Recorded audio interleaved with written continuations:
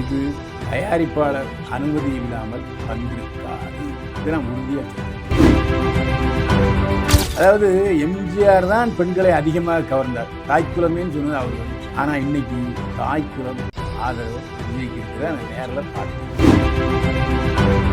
அதாவது எப்படி திண்டுக்கல்ல எம்ஜிஆர் 6 மாதத்தில் எம்பி பதவி பிடிச்சாரோ அதே ஒரு மாற்றம் வேணும்னு நினைக்கிறாங்க. இந்த மாற்றம் எந்த அளவுக்கு இருக்குன்ட்டு தோல்விகள் தெரியும்.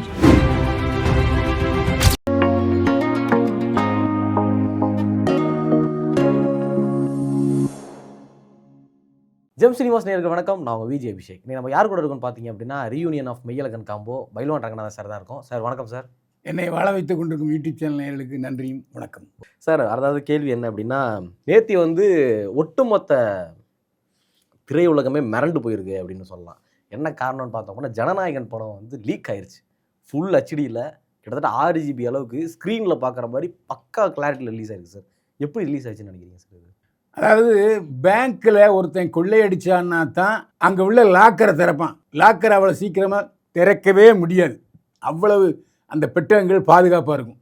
அதை விட கடுமையான பாதுகாப்பாக இந்த எடிட்டிங் டேபிளில் உள்ள நெகட்டிவ்ஸு, சிடிஸு எல்லாம் இருக்கும். முதல்ல ஒரு 5 நிமிஷம் வெளியிட வரும்போது என்ன வந்துச்சு? முதல்ல டைட்டில் வந்துச்சு. அதுக்கப்புறம் விஜயோட ஸ்பீச் வந்தது. அது கிட்டத்தட்ட பிரச்சார ஸ்பீச். அது ஓன்னு போச்சு. அது நிறைய பேர் டிவி அந்த செல்லில் வாங்கி போட்டுக்கிட்டே இருக்காங்க.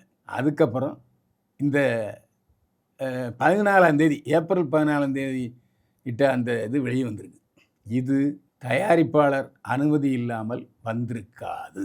இதை நான் உறுதியாக சொல்கிறேன். இதை ஆதவர்ஜி நான் சொல்கிற மாதிரி திமுக சதி, மத்திய அமைச்சர் முருகன் சதிங்கிறலாம் பேத்தல். அது எப்படிப்பா உங்கள் வீட்டுக்குள்ளே பீரோவில் இருக்கிற பர்ஸ் எடுத்து பணம் எடுக்க முடியும்? இது ஒரு பப்ளிசிட்டினா எல்லா இடத்துக்கும் விஜய் போக முடியாது. இது ஒரு பிரச்சாரம். அந்த படத்தை பார்த்தவங்களே என்கிட்ட சொன்னாங்க, ஒரே சண்டை, 6 சண்டை. வில்லன் தனியாக சண்டை போட்டுக்கிட்டு இருக்கான். எதுக்கு சண்டை போட்டிருக்கான்னு யாருக்கும் தெரியாது. இவர் ஒரு 6 சண்டை போடுறாரு. அதுக்கப்புறம் டிவிக்கேன்னு பிரச்சாரமாக தான் இருக்கே தவிர அது ஒரு படமாக இல்லை. ஒரு ஸ்க்ரீன் பிளே சரியில்லை, ஒன்றும் கிடையாது. ஒருவேளை ஒரிஜினல் படம் வேறு மாதிரி இருந்திருக்கலாம். இப்படி எடுத்து வச்சுருக்காங்க அந்த படத்தை. அதை பார்த்த யாருமே 2ஆவது விட பார்க்க மாட்டாங்க. ஆனால் அதை விட கொடுமை, நீங்கள் டவுன்லோட் பண்ணாதீங்கன்னு அர்த்தம். டவுன்லோட் பண்ணி பாருங்க நீ சொல்கிற மாதிரி அர்த்தம். கலைஞர் என்ன சொல்லுவாருன்னா, தம்பி அவனை போய் அடிக்காத என்ன அடிக்கணும், அவனை திட்டாதப்பானா திட்டணும். அது அவருடைய பாணி. அந்த மாதிரி இது அவங்களே இது பிரச்சாரமாக விஜய்க்கு அமையட்டும்னு சொல்லி தான் அவங்க வெளியிட்டிருக்காங்க. ஒப்புக்கு சப்பானியாக சைபர் கிரைமில் கம்ப்ளைண்ட் கொடுத்துருக்காங்க. விசாரணை தீவிரமாச்சுன்னா சேம் சைடு கோல் போட்ட மாதிரி தான். சேம் சைடு கோல்னா எப்படி சார்? ஏண்டா நீயே பணத்தை ஒதுக்கி வச்சுட்டு திருடிட்டேன்னு சொல்கிறியா அப்படின்னு சில ஆளுக்கு மாட்டுறாங்கல்ல. அந்த மாதிரி. அதாவது சார், இப்போ இந்த மாதிரி லீக் பண்ணி வெளியிட்டாங்க அப்படின்னா ப்ரொடியூசருக்கு இது லாஸ் இல்லையா சார்? தயாரிப்பாளருக்கு ஏங்க 2000 கோடி கிட்ட செலவாக போகுது ஒரு தேர்தலுக்கு. அதில் ஒரு 300 கோடி போனால் தான் என்ன சொல்லுங்கள். இன்னொன்று, அந்த படம் எப்படியும் ஓடிடியில் வரும், அதுக்கு ஒரு காசு வரும். இந்த படத்தை எப்படியாவது டிவி விற்பாங்க, அதுக்கு ஒரு காசு வரும். 3 நாளோ 1 வாரமோ இந்த படம் ஒன்றாலும் வருமானம் தயாரிப்பாளருக்கு வந்துடும். அதில் எந்த மாறுபட்ட கருத்தும் இருக்காது. ஏன்னா செல்ஃபோனில் பார்க்குறது ஒரு இன்ட்ரெஸ்டாக இருக்காது. அதை ஃபில்ட்ரு பண்ணி அழகாக ஸ்க்ரீனில் பார்க்கும்போது அது வேறு மாதிரி இருக்கும். எத்தனையோ படங்கள் தமிழ் ராக்கர்ஸு போட்டாங்க, படம் ஓடாமையாக இருந்துச்சு. தியேட்டருக்கு பார்க்குறவங்களுக்கு அந்த உணர்வு வரணுங்கிறக்கா தியேட்டர்லாம் பார்ப்பாங்க. அதனால் இது ஐயோ குய்யோ உமிரணுங்கிறது அது. ஆனால் தப்பு, இந்த மாதிரி வெளியிடக்கூடாது. தயாரிப்பாளரே வெளியிட்டாலும் தப்பு தான். ஏன்னா அது டிஸ்ட்ரிபியூட்டர்களுக்கு வருமானம் குறைவு, தியேட்டர்களுக்கு வருமானம் குறைவு. எல்லா நடிகர்களும் அந்த வீடியோ வெளிவந்ததை கண்டிச்சிருக்காங்க. நாமளும் கண்டிச்சிருவோம். எம்டி சார்களும் என்னுடைய சார்களும் இந்த வீடியோ வெளியிட்டது தப்பு. அதில் எந்த மாறுபட்ட கருத்தும் இல்லை. இப்போ விஜயே இது பிளான் பண்ணி வெளியிடுறது வாய்ப்பு இருக்கா சார்? இல்லை, விஜய்க்கு தெரியாமலும் இருக்கலாம். ஏன்னா அவர் இதை இந்த அளவுக்கு சீப்பாக போகிறான்னு தெரியல. யாரோ இடைப்பட்ட தரகர் இதை குசும் பண்ணிட்டாங்க அப்படிங்கிறத நான் சொல்லுவேன். குசும்பு பண்ணது புஷி ஆனந்தா, ஆதவர்ஜனாவாக தான் நம்ம கண்டுபிடிக்கணும்னு நினைக்கிறேன். ஆமாம், ஏன்னா விஜய் அப்படி அவருக்கு அந்த அளவுக்கு சாணக்கியத்தனம் இருக்காங்கிறது எனக்கு தெரியுது. நீ பெருமையாக சொல்கிறீங்களா கலாய்க்கிறீங்களா? ரெண்டும் தான். அதான் சார் இப்போ வந்து இப்போ ரிலீஸ் ஆனதுக்கப்புறம் நிறைய ரசிகர்கள் வந்து கொந்தளிச்சு போயிருக்காங்க. கொந்தளிச்சு போனால் சரி நிறைய பேர் பார்த்துருப்பாங்க அப்படின்னு நினைக்கிறேன். அதான் இந்த ஜனநாயகன் படத்தில் வந்து பார்த்தோம் அப்படின்னா டிவிகே அப்படின்னு சொல்லி கையில் பச்சை கொடுத்துருக்காரு சார். தளபதி வெற்றி கொண்டான்னு பச்சை கொடுத்துருக்காரு. படத்தில் ஒரு பேர் தளபதி வெற்றி கொண்டானா அதை ஷார்ட் ஃபார்மாக டிவிகே அப்படின்னு சொல்லி பச்சை கொடுத்துருக்காங்க. படம் ஃபுல்லாக டிவிகேன்னு சொல்கிறாங்கன்னு இப்போ நீங்கள் சொன்னீங்க, நான் சொல்லலை, நான் சேஃப் ஆகிக்கிறேன். அப்படியே டிவிகேன்னு சொல்கிறாங்கன்னு சொல்லியிருந்தீங்க. இப்படி சொல்கிறப்போ வந்து இது வந்து ஓட்டா மாறதுக்கு வாய்ப்பு இருக்கா சார்? இது வந்து ஒரு பிரச்சாரம் மாதிரி பண்ணியிருக்காங்க அப்படின்றப்போ மக்கள் மனசில் ரிஜிஸ்டர் பண்ணணும்னு நினைக்கிறாங்களா? ஆமாம், அந்த நோக்கம்தான். அதாவது இந்த படத்தை பார்த்தா விஜய் யார், ஏன் தமிழ்நாடு வெற்றி கழகம் தொடங்கியிருக்காரு, இதனுடைய நோக்கம் என்னங்கிறத தெரிஞ்சுப்பாங்கங்கிறதுக்காக பிரச்சார படமாக தான் அதை வெளியிட்டிருக்காங்க. இதுக்கு முன்னோடியாக வந்து புரட்சியாளர் எம்ஜிஆர் வந்து அவர் சட்டமன்ற தேர்தலை சந்திக்கும் போது 5 நிமிஷம் ஆடியோ பதிவு பண்ணார். பதிவு பண்ணி எல்லா இதுலேயும் போட்டார். அது ஒரு நல்ல ரீச்சாக இருந்தது. அதுக்கப்புறம் இவர் அந்த பாணியில் செஞ்சுருக்காரு. எம்ஜிஆர் அவர்கள் வந்து 5 நிமிஷம் போட்டது ஒரு 3 மணி நேரமாக போட்டிருக்காருன்னு நினைக்கிறேன். அதாவது வந்து சார் படத்தை பார்த்த சில பேர் வந்து என்ன சொல்கிறாங்க அப்படின்னா, படத்தில் வந்து முஸ்லீம் அவர்களை வந்து இஸ்லாமியர்களை வந்து தப்பாக பேசியிருக்காங்க. ஒரு பாம் பிளாஸ்ட் பண்ணி கிட்டத்தட்ட 5000 ஹிந்துக்களை கொல்ற மாதிரி ஒரு சீன் ஒன்று வச்சுருக்காங்க அப்படின்னு சொல்லி இப்போ சமூக வலைத்தளங்கள் எல்லாரும் பேசிகிட்டு இருக்காங்க. அதாவது கிட்டத்தட்ட வந்து பார்த்தோம் அப்படின்னா வேலாயுதம், துப்பாக்கி அப்படின்னு சொல்லி வரிசையாக வந்து விஜய் அவர்களோட படத்தில் வந்து முஸ்லீம்ஸை வந்து கெட்டவனாக காட்டுறதும், முஸ்லீம்ஸை வந்து அசிங்கப்படுத்துறதும் அந்த மாதிரி விஷுவல்ஸே வச்சுட்டு இருக்காங்க. இப்போ கூட கேஸ் கூட போட்டிருக்காங்க. முஸ்லீம் தரப்புலேருந்து கேஸும் போட்டிருக்காங்க. ஏன் விஜய் இந்த மாதிரி கதை எல்லாமே சூஸ் பண்ணுறாரு சார்? வரலாறு உங்களுக்கு தெரியுமா தெரியாதா? வரலாறு தெரியுமா தெரியாதா? அவங்க இஸ்லாமியர்கள் இங்கே இந்தியாவுக்கு வந்தபோது இங்கே இந்து மதம் ரொம்ப நல்லா இருந்துச்சு. அந்த சூழ்நிலையில் அவங்களுடைய மதத்தை பரப்பணுங்கிறதுக்காக இந்து கோயில்களை எல்லாம் இடித்தார்கள், அழித்தார்கள். அதில் மசூதிகளை அமைச்சாங்க. உண்டா இல்லையா? உங்களுக்கு தெரியலனா போய் திருவல்லிக்கேணில் போய் பாருங்கள். இப்போவும் கோயில் அழிக்கப்பட்டு அங்கே ஒரு பாதி மசூதி இருக்குது. அதை நம்ம வரலாறில் படிச்சிருக்கோம். இப்போ எல்லா இடத்துலையும் வந்து இந்த மாதிரி ஒன்றும் இல்லைங்க. இப்போ ஈரான் போர் எதுக்கு நடக்குது? இஸ்ரேலுக்கும் இஸ்லாமியர்களுக்கும் எதுக்கு நடக்குது? இந்த பாம்பு ஏதோ தயாரிச்சுட்டு இருந்தாங்க அப்படின்னு சொல்லி வச்சாங்க. இன்னும் நடந்துகிட்டு இருக்கா இல்லையா? ஆமாம் சார், இன்னும் போயிட்டு இருக்கு. அமெரிக்கா அவங்க வந்து தீவிரவாதத்தை பின்பற்றலாம். இப்படி நடக்குமா? அல்ல இறைவன் எல்லாத்துக்கும் மிகப்பெரிய இறைவன் இதுதான் சொன்னாரா? ஜீசஸ் கிறிஸ்ட் இதுதான் சொன்னாரா? பாவ மன்னிப்பே கொடுத்தாரு இல்லையா? அப்போது இந்த சண்டை போடுகிற இஸ்லாமியர்களும் போரை தொடர்ந்து நடத்துகிற கிறிஸ்தவர்களும் அவங்க கடவுளை பற்றி அறியாமல் வஞ்சிக்கிட்டு இருக்காங்க. அங்கே ஒரிஜினல் கிறிஸ்தவர்களும் அல்ல, ஒரிஜினல் இஸ்லாமியர்களும் அல்ல. இந்த இந்தியாவிலேயே தீவிரவாதங்கள் எங்கே அதிகமாக, எந்த ஆட்கள் அதிகமாக செய்கிறாங்க? செய்திகளை படித்து பாருங்கள். அதனால் இப்போ அது அப்படி சொல்கிறதுல என்ன தப்பு? நடக்கிறதே சொல்கிறாங்க. சரி வேண்டாயா, சினிமாவை பாரியா அப்படின்னு நான் சொன்னேன் நினச்சிங்க.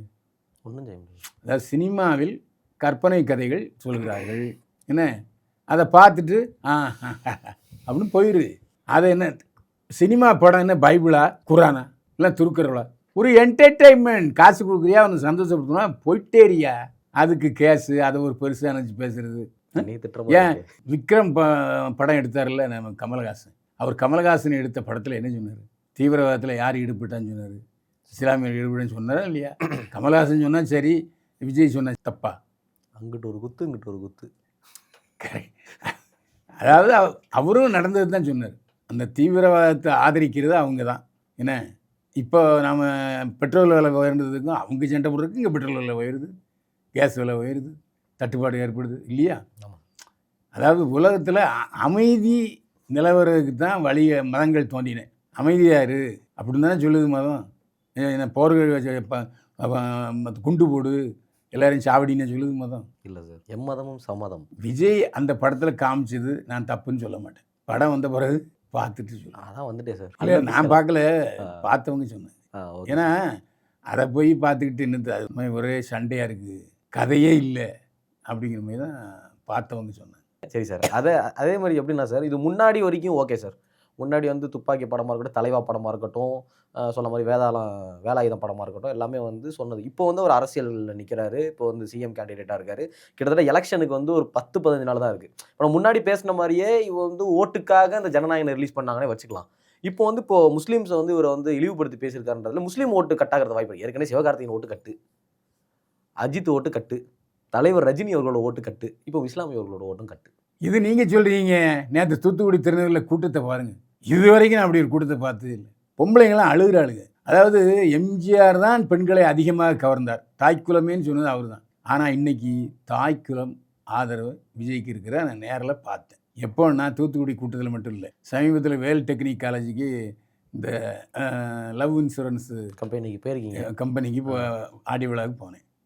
அங்கே ஒரு 40 பேராசிரியர்கள், தாம் பெண்கள் பேராசிரியர்கள், லேடி ப்ரொஃபஸர்ஸ் வந்து பேசிகிட்டு இருந்தாங்க. நான் யூடியூபர் அப்படிங்கிறனால. அப்போ அவங்ககிட்ட கேட்டேன், எதுக்கு ஓட்டு போடுவீங்கன்னு. நோ டவுட் ஒன்லி டிவிக்கே, விஜய்க்கு தான் இங்கே ஓட்டு அப்படின்னு தெளிவாக சொல்கிறாங்க. நீங்களும் விஜய்க்கு ஓட்டு போடுவீங்கன்னு கேன்வாஸ் பண்ணுறாங்க. அந்த அளவுக்கு படித்தவர்கள் விஜய் மேலே அப்படி ஒரு வெறியாக இருக்காங்க. நான் என்ன செய்ய முடியும்? வெறியா நாம் எதுக்கு விஜய் எடுத்து பேசணும்? நமக்கு விஜய், அதாவது நல்லதை சொல்லுவோம், கெட்டதை திட்டுவோம், அவ்வளோதான். நம்ம விஜய் எல்லா விஷயத்துலையுமே மோசமானவர்கள் நான் சொல்லவே மாட்டேன். கூட்டம் இருக்குது, இந்த கூட்டத்தில் ஒரு 30% போட்டாலே போதும், அவர் கணிசமான தொகுதிகளை வருவார். சார் வாயில் இப்படி வர்றது எனக்கு ஆச்சரியமாக இருக்கு. எனக்கு இல்லை, இப்போ டே பை டே அவருக்கு கூட்டத்தை பார்க்கும்போது அந்த பெண்கள் பரிதவிப்பு, பின்னாடியே ஓடுறது, அப்புறம் நானே ஆட்டோ டிரைவர் இறங்கும்போது, அண்ணா டிவிக்கு போட்டுருங்கண்ணா, டாக்ஸிக்காரங்க, சார் அரசியல் எப்படி சார் இருக்குது, டிவிக்கு ஜெயிக்குமா, ஒரு ஆர்வத்தில் எல்லாரும் கேட்குறாங்க. அப்போ நாம் அந்த அந்த அவங்களுடைய உணர்ச்சியை நாம் புரிஞ்சுக்கணுமா இல்லையா? என் கருத்து தான் பெரிய கருத்து தான் சொல்ல மாட்டேன். நான் பயணப்படுகிற எல்லா ஆட்டோ டிரைவரும் சரி, ஓலா, ஊபர், ரேப்பிடோ டிரைவர் எல்லாருமே 99% விஜய் வரணும்னு ஆசைப்பட்றாங்க. அதுக்கு காரணம் அவங்க ஒரு மாற்றம் கொண்டு வரணும் அப்படின்னு நினைக்கிறாங்க. ஏன்னா தாத்தா மகன் பேரனுக்கு மகன் அப்படின்னே போயிட்டு இருந்தால் அப்போ என்ன சார் அர்த்தம்? நாட்டில் ஏதாவது நல்லது நடக்குதா? 3000 ரூபா 2000 ரூபா பிள்ளைகளுக்கு ஓசி கொடுத்தா போதுமா? எத்தனை பேருக்கு 3000 கொடுத்தாங்க, எத்தனை பேர் 2000 கொடுத்தாங்க? எல்லாம் வரவே இல்லை சார். டிரைவர் சொல்கிறாங்க. அப்போ அவங்க சொல்கிறதே நம்ம கன்வே பண்ணல. அவங்க சொல்கிறாங்க, சார் நீங்கள் டிவியில் பேசுகிறவங்க சார், இதெல்லாம் சொல்லுங்கள் சார். நான் சொல்லிட்டேன்.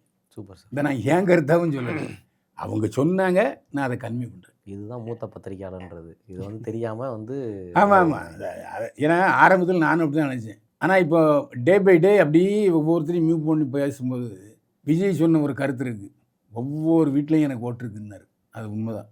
அது படித்தவங்களும் அப்படி தான் இருக்காங்க, பாமர மக்களும் அப்படி தான் இருக்காங்க. அதாவது எப்படி திண்டுக்கல்ல எம்ஜிஆர் 6 மாதத்தில் எம்பி பதவியை பிடிச்சாரோ, அதே ஒரு மாற்றம் வேணும்னு நினைக்கிறாங்க. அந்த மாற்றம் எந்த அளவுக்கு இருக்குன்ட்டு போலிங்களுக்கு தெரியும். இன்னும் ஒரு கரெக்டாக ஒரு மாதம் சார். ஒரு மாதம் கூட எங்கே, இந்த 23 தேர்தல் அடுத்த மாதத்துக்குள்ளே தெரிஞ்சு போகும் நமக்கு. அதான் சார், மே மாதத்தில் முதல் வாரத்தில் மே மாதம் 4ஆம் தேதி நமக்கு எல்லாம். ஆமாம், ஆக நீங்கள் மொத்தமே ஒரு மாதத்துக்குள்ளே எல்லாம் தெரிஞ்சு போகும். அதான் சார். இப்போ எப்படின்னா, இப்போ வந்து இப்போ நீங்கள் ஏற்கனவே ஒரு கூட்டம் வந்து இப்போ கூடி இருக்குது, ஒரு வீட்லேயும் விஜய் வந்திருக்காரு, எல்லாமே கரெக்டு. இப்போ அது என்ன தெரியுமா, எம்ஜிஆர் காலத்தில் டிவி இருந்துச்சு, அந்த டிவியில் இவ்வளவு இது கிடையாது. இப்போ செல் வந்துருச்சுங்க. அவன் நோண்டி என்ன நடக்குது ஏது நடக்குது, வீட்டில் உட்காந்து விஜய் என்ன பேசுகிறாரு, விஜய் எங்கே இருக்காரு பார்க்குறாங்க. அப்போ அந்த பார்க்கும்போது, அந்த கூட்டத்திலலாம் பார்க்கும்போது அப்படி ஒரு பிம்பமாவது அவங்களுக்கு வருமா இல்லையா? அதை தான் சொல்கிறேன். தொடர்பு சாதனங்கள் அவ்வளவு அதிகமாயிட்டு. இன்னும் சொல்ல போனால் எல்லா டிவிகள்லையும் எல்லா யூடியூப் சேனல்லையும் ஸ்டாலின் தொடரட்டுங்கிறது வந்துக்கிட்டே இருக்குது. அதுக்கப்புறம் பார்த்தீங்கன்னா அவன் போடுறதை போடுறான்னா விஜய் தேர்தல் பிரச்சாரம் தான் போட்டுக்கிட்டு இருக்கான். ஆடாகவே போட்டுடுறாங்க. அப்போது அவங்க பணம் கொடுக்குறாங்க, இவங்க உண்மையிலேயே சொல்லிகிட்டு இருக்காங்க. Okay sir. ஏற்கனவே ஒரு கூட்டம் வந்து வந்துட்டுருக்கு, பெண்கள் எல்லாமே வந்து விஜய் கவர்ந்து வச்சுருக்காரு, அழுகுறாங்க எல்லாருமே. ஜனநாயகர் படம் இப்போ ரிலீஸ் ஆகிருக்கு, ஒரு பிரச்சாரமாக ரிலீஸ் பண்ணியிருக்காங்க. இதனால் இன்னும் ஓட்டு சதவீதம் அதிகமாகிறதுக்கு வாய்ப்பு இருக்கா? ஜனங்க அதை ஏற்றுக்கிட்டாங்கன்னு சொன்னால் நிச்சயமாக வாய்ப்பு இருக்குது. இப்போ நாட்டு நடப்பே அப்படி தான் இருக்குது. அதாவது யாருமே திருப்தியற்ற சூழ்நிலையில் தான் இருக்காங்க. விலைவாசி ஏற்றம், கரண்ட்டு பில்லு ஏறியாச்சு. இப்போ அதே மாதிரி இப்போ உதாரணமாக சொல்ல போனால் எல்லா பொருளுடையும் விலையேறிச்சு. இப்போ பஸ்ஸில் பெண்களுக்கு மட்டும் ஓசினா சரியாக போச்சா? அதிகமாக வேலைக்கு போகிறது யார்? ஆம்பளைக்கு தானே போகிறாங்க, பொம்பளையில வேலைக்கு போகிறாங்க. அவங்க 40% 30% போவாங்க. ஆனால் இப்போ ஆண்கள் ஓட்டு வேண்டாமா அவருக்கு? இதெல்லாம் யோசிக்க வேண்டாமா? சரி, மகளிர் உரிமை தொகைங்கிறீங்க, எல்லாருக்கும் எல்லா மகளிருக்கும் அந்த உரிமை உண்டா இல்லையா? அதையே நீங்கள் பிரிக்கிறீங்க. அப்போ வாங்காதவங்க ஓட்டு விடுமா? இதெல்லாம் இப்படி நிறைய ஆலோசிக்கிறது, விவாதிக்கிறதுக்கு நிறைய விஷயங்கள் இருக்குது. இப்போது கலைஞர் என்ன சொன்னார்? கலைஞர்கிட்ட சொன்னால், ஏங்க அடுத்து வந்து முதல்வர் மு.க. ஸ்டாலின் தானே அப்படின்னு கேட்டதுக்கு, திமுக சங்கர மடம் அல்லன்னு சொன்னார். இதே முதல்வர் மு.க. ஸ்டாலின் அவர்கள் இனிமேல் என் குடும்பத்திலிருந்து யாரும் அரசியலுக்கு வர மாட்டார்கள் சொன்னாங்க இல்லையா? சொன்னார். சொன்ன 6வது மாதத்தில் துணை முதல்வர் ஆகிட்டார். ஆமா. அப்போ சொல்கிறது ஒன்று, பேசுகிறது ஒன்று தான் நீங்கள் சொல்லிட்டீங்க. இதே வேற ஒருத்தர் இப்போ அவ்வளோ தூரம் போராடினார், காந்தி மனு கொடுத்தார், அமைச்சர் காந்தி மனு. கடைசியில் என்னாச்சு? அவருக்கு போராட்டம் பண்ணாலும் காந்திக்கே மறுபடியும் கொடுத்துட்டாங்க. திமுகவில் வாரிசுங்கிறது ரொம்ப பாதிக்கப்பட்டிருக்கு. இன்னொரு விஷயம், நீங்கள் திருமாவளவன் வந்து கூட்டணியில் இருக்கார், ஆனால் திருமாவளவனை நம்பி இருக்கிற பெரும்பாலோர் திமுக ஓட்டு போட மாட்டாங்க. அந்த மாதிரியான சம்பவங்கள் தொடர்ந்து நடந்துகிட்டு இருக்கு. அதை திருமாவளவன் பொறுத்துட்டு இருக்காரு. ஆனால் விடுதலை சிறுத்தைகள் பொறுக்கிறது நான் பார்க்கல. நிறைய பேர் ரிவோல்ட் ஆகிட்டு இருக்காங்க. நான் ஒரு விஷயம் கேள்விப்பட்ட, திருமாவளவன் அவரோட ஓட்டு எல்லாமே விஜய் அதுமாதிரி காங்கிரஸ்காரங்களும் அப்படி தான். காங்கிரஸ்காரன் இன்னும் வந்து காங்கிரஸுக்குள்ளே அடிதடி இருக்கு. ஆமாம். கூட்டணி திமுக காங்கிரஸ் கூட்டணின்னு சொல்லிட்டு இருக்காங்களே தவிர, காங்கிரஸ்காரன் ஓட்டு திமுகவுக்குள்ளதும் திமுககாரங்க ஓட்டு காங்கிரஸுக்குள்ளதும் சந்தேகம். அந்த கூட்டணி அவ்வளவு சலசலத்து போய் தான் இருக்குது. இதனால் இதெல்லாம் கூட்டி கழித்து பார்த்தோம்னா தான் விஜய்க்கு ஓட்டு வரும், அப்போ மாற்றத்தை விரும்புகிறாங்க அப்படிங்கிறத நம்ம கால்குலேட் பண்ணி சொன்னது தான் அது. ஒரு மாதத்தில் என்ன நடக்க போகுது, மாற்றம் வருதா, நம்ம மாற போகிறோமா அப்படின்றது வந்து இன்னும் ஒரு மாதத்தில் தெரிஞ்சு சார். Okay sir. ஏங்க யார் வந்தாலும் சரி, நமக்கு உழைச்சாதான் சோறு. ஆக தொடர்ந்து நாம் உழைப்போம், உழைச்சிக்கிட்டே இருப்போம். சார்கிட்ட 75 மார்க் வேறு நான் வாங்கணும். ஓகே சார், ரொம்ப சூப்பராக பேசணும். மறுபடியும் மீண்டும் சந்திப்போம் சார். மீண்டும் சந்திப்போம். வாழ்க வளமுடன்.